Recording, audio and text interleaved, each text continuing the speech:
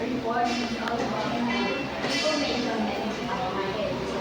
We say information is a data that is processed or organized and given context to make it meaningful and useful. So when you say acknowledgement is means to recognize or admit, confirm something like a fact, a contribution, or a source. What is it? In some forms or written communication, there is a need for you to acknowledge the source of the information within the text of your paper, include and citation when required to summarize, paraphrase, or quote from another source. As in text citation is a reference within your written text that indicates the source of the information you're using. It provides immediate context and credit to the original author of source.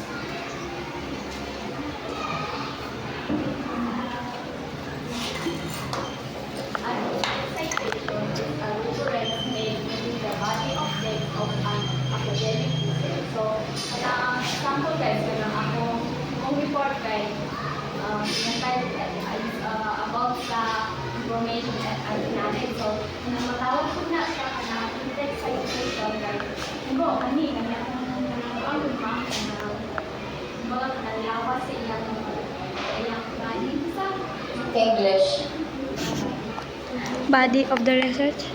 when you're writing an essay and you use information from a book, article, or website, citation to be related to the original source. The way you format that citation, what information you include and where you put it will depend on the specific citation style your teacher or professor wants you to use. The American Psychological Association or APA citation style uses the author's last name and the year of publication for example, May 2005. An example how in the citation would look in APA style. Field is the author's last name and the 2005 is the year the source of publication.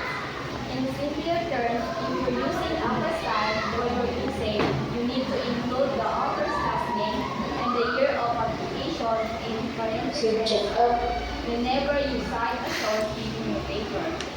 The example, Bill 2005, showing you how to format it. Okay, so thank you so much.